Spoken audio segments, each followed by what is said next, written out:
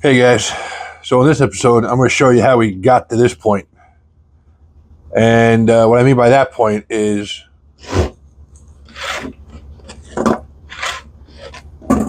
how I got these in place. We'll be right back.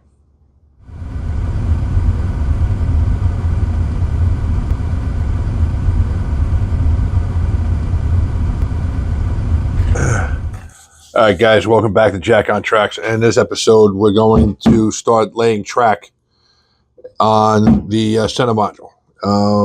I really want to get this track work done because I'm getting tired of doing track work. All right, so I had a piece of leftover track, a couple pieces of leftover track. So I cut them to work in here. What I did over here, let me get my glasses on because I can't see nothing. What I did over here was I took the Pro Track track aligners and I butted them up against the previous installed ones that are over here. These are glued down and spiked for extra. And I just shoved these in there and I locked them in place. You saw the way those worked. Right. I'll show you again. They have these little ridges on there. And they lock together. All right, pretty easy. Okay, so that's what we're using.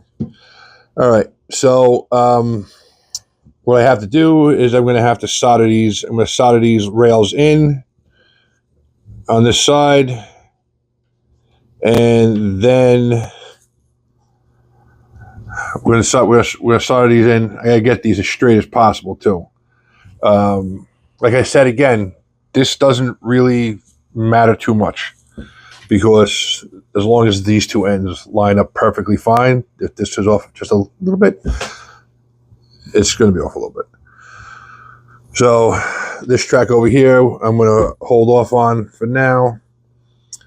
And well, we're going to do that too, probably in this episode.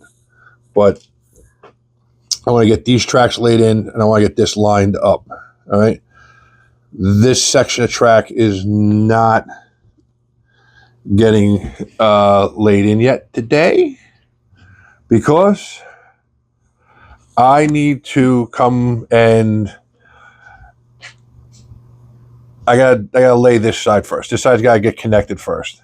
And then I have to take this module down, set the other module up because I don't have enough room, and get this side done.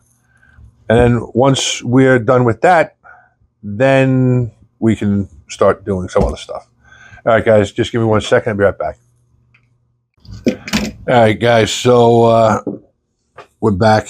Like I said, I got to get these soldered in, and that's what we're going to do.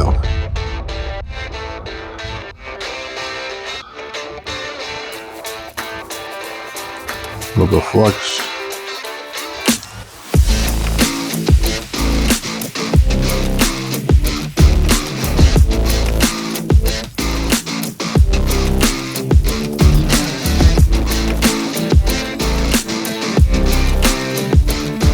We got a little much on this one over here, so let's try to steal from it.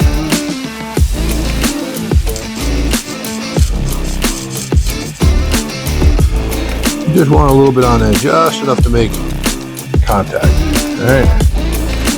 Pretty much the same thing goes with the bottom of these.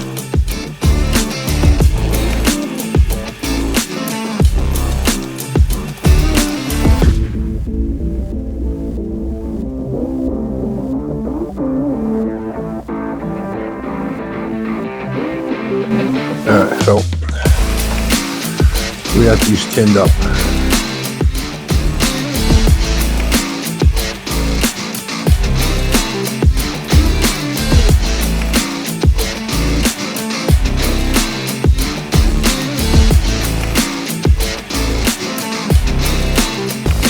Alright, so we get that first one in. Now I know what you're saying. But it's not all the way in right. Yeah, I know. Not. But now what I need to do on this side, I kind of need to, where did I just put it? Ah, there it is. I need to make sure that this is right.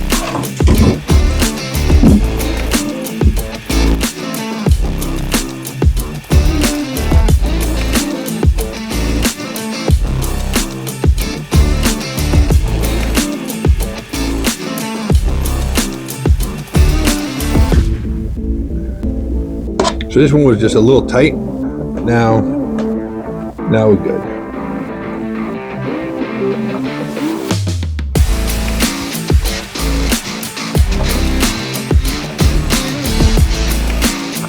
Perfect.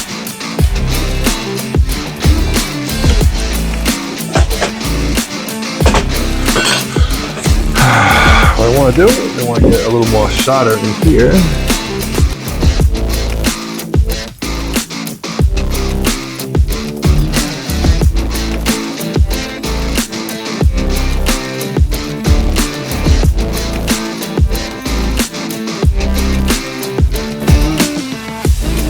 What I'm doing is I'm running a little bead of solder in here. Yeah.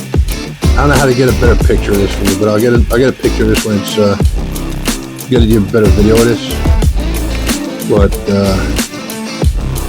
I'm running a little bead of solder in there.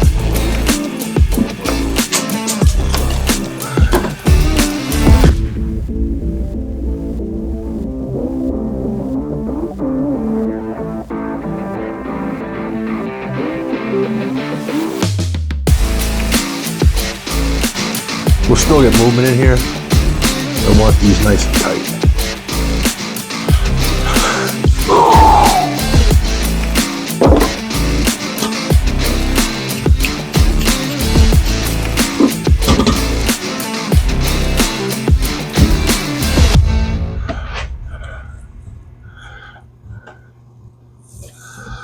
I got a little bit of a gap here, but I'm accepting that. I mean, it's enough to get the gauge in there, so, you know, maybe I'll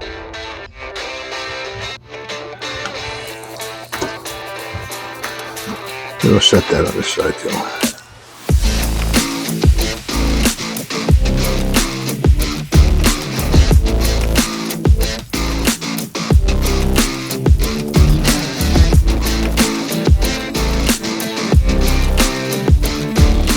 There's a little bit of a gap in here at the bottom because this board is slightly lower. I don't know how I did that. I thought I had everything all lined up nice and nice, but apparently I didn't. That's that. Perfect. So I mean, that's basically that for now. So that's basically what I need to do. And what I can do is I can take these pins out. Right. I can just basically pull these pins out here.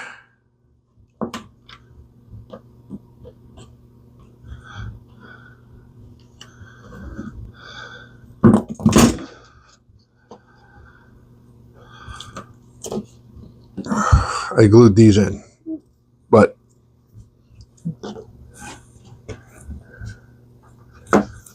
this should go back in here like that. And they're perfectly fine.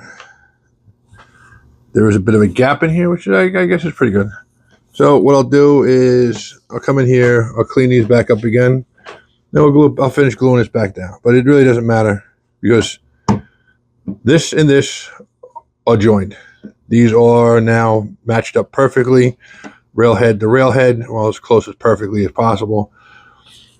Because there is, like I said, there's a little tiny bit of a discrepancy in either the top of this piece here. It might be canted a little bit, so it's just got a little bit of a wave in it. But hey, railroad's not perfectly flat, so we're gonna stick with that theory. All right, guys. So next is we're gonna move over here to this crossing and figure that out. All right, guys. Be right back. I gotta set everything up. All right, guys. So what we did was I lined these up again, and I took measurements because this whole thing was becoming a little fakaked. So this side was a tad longer. I guess where this ends and where this ends a slightly different spot doesn't really matter because these are going to be lined up, and the ones that are on the other end are lined up with this one already. So we're good. So I made some adjustments on these. I just basically took the throw bars and I squeezed them in, and I got lined up pretty much in the center of this thing. I took measurements to the center of all these tracks all the way down, and they're all even all the way down. So my road bed's straight. So I line these up. I cut these short. There's a little bit of gap here. This one's got a smidgen of a gap, but I like the side of my rail. I have a feeling that might cause me some trouble down the road.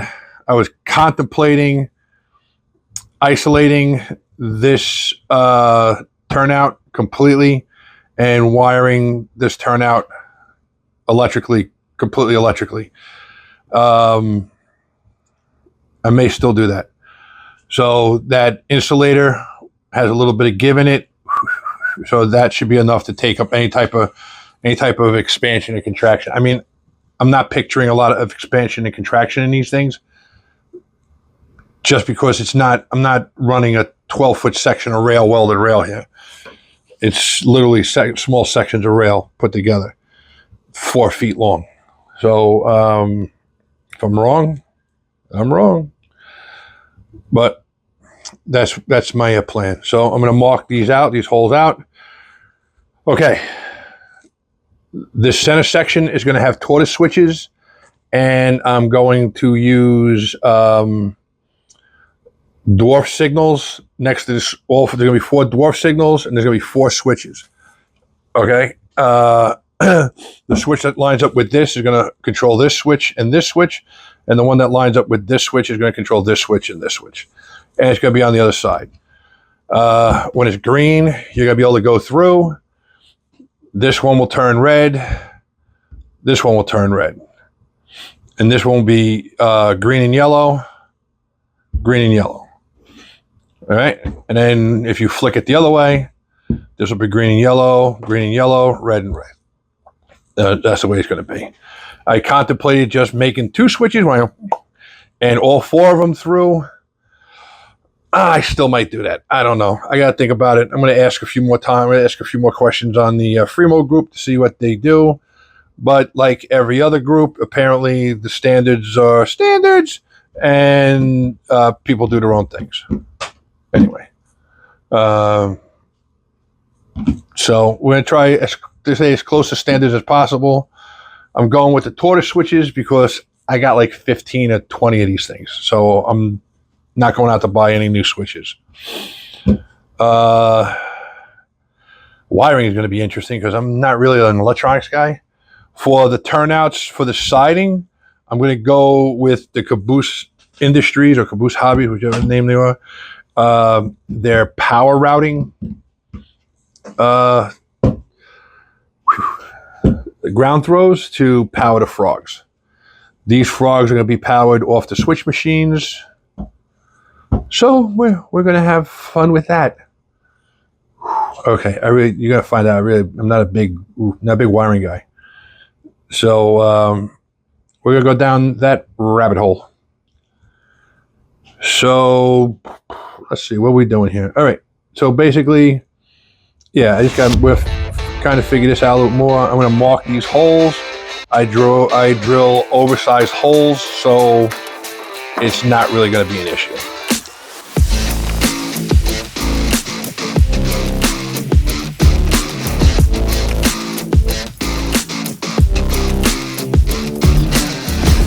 So that's what we're going to do. I'm going to drill these holes out, and we'll come back. So I also custom size some of these rail joiners to fit on here, so they sit in there nice and nice. Probably didn't need to do that, but if it ain't overkill, it ain't jack on tracks. So like I said, I'm not 100% sure. I might put the insulators on there and go from there. All right, guys, let me get my drills and we'll drill these out. Be right back. All right, guys, so we're back. Got the drill. Hope it's charged. Yep. Got the drill. Got my drill bits. The last holes, I went up to 1/2 inch. I'm going to do the same thing with this because it gives me a little more wiggle room. I'm not really that good at doing it because those are the second times I've ever done it. I didn't, even on my hot tracks ones, I did oversized holes because I didn't know if I was going to throw tortoise switches in there or not. I still might because I have a bunch of them. So we might go that route. All right.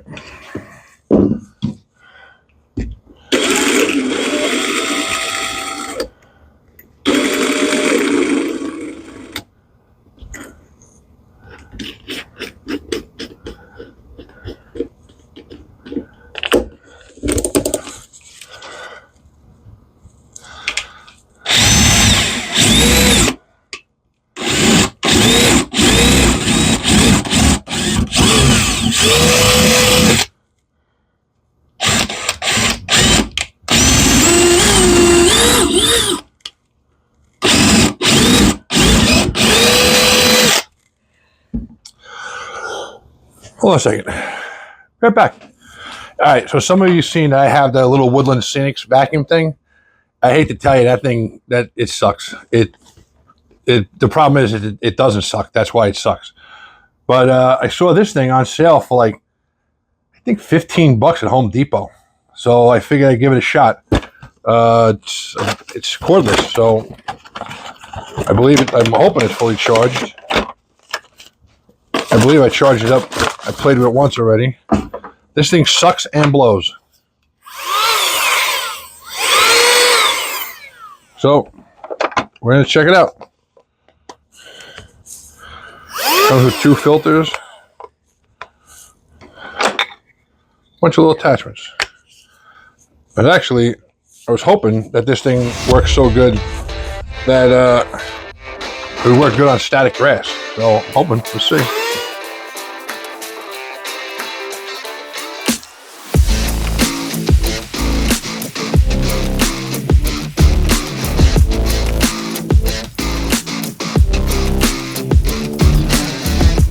Yeah, I like it. It's pocket vac. I don't know who makes it. Doesn't say who makes it. Spark Industries, Fairfield, Jersey. Let's go with yeah, comes from China. But as far as it goes, it sucks like it's supposed to. So that worked. That worked pretty good. I'm pretty happy with that.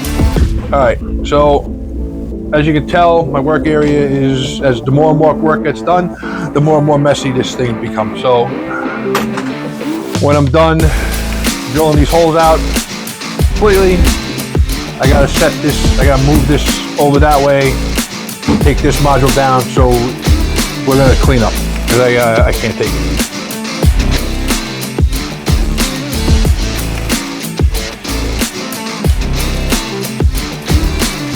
That was a 1/4 inch, and I'm going to go up to a 1/2. Probably way too big for what I need, but that's what I'm doing.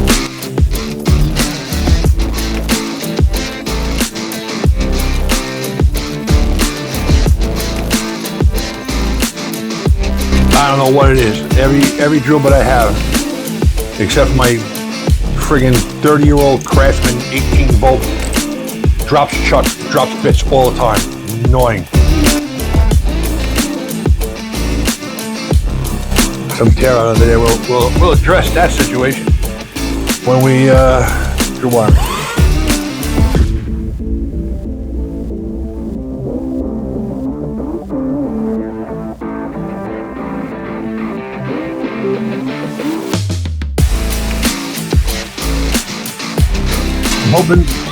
I'm hoping this worked out better than the other. Like I said, the Woodland Scenics one, because that one really did nothing.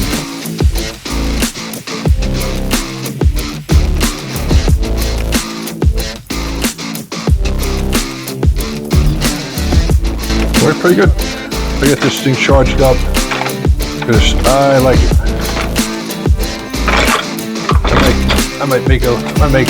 I think I'm gonna put this in with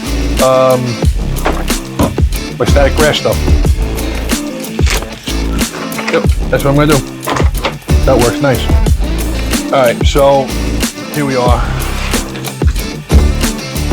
These are drilled. So let me slide these together.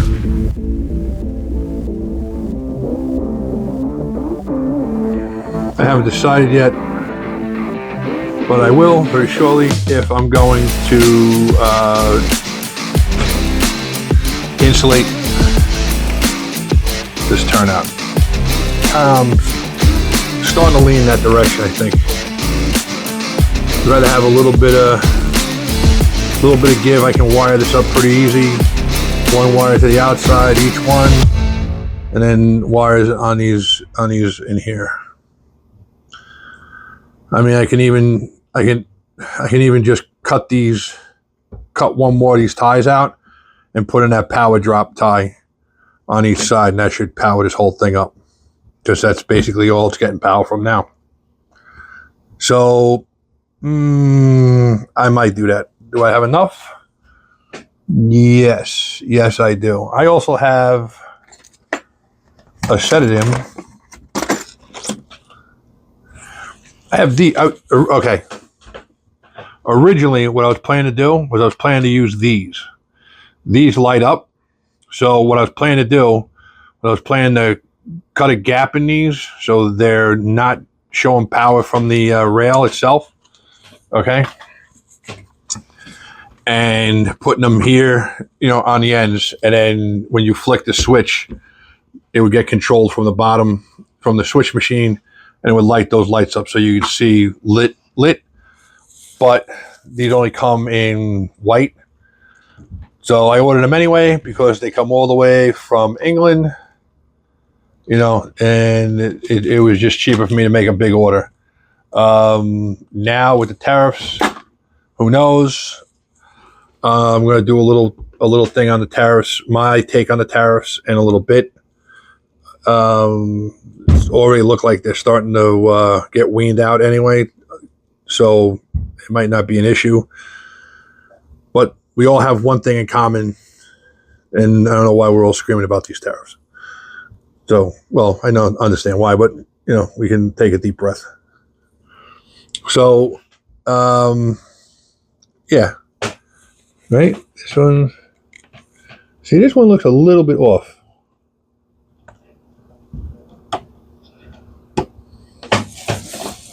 Dead center, but it's in a spot where it'll give it enough throw. So we'll figure that out. Yeah. So we're going to take a break. We'll be back, and when we get back, we'll have this over there, and we'll have that over here, and then we'll start connecting the ends. I want to get this track laid in this video. Be done. Because I think I'm going to take a break from doing some of this track work.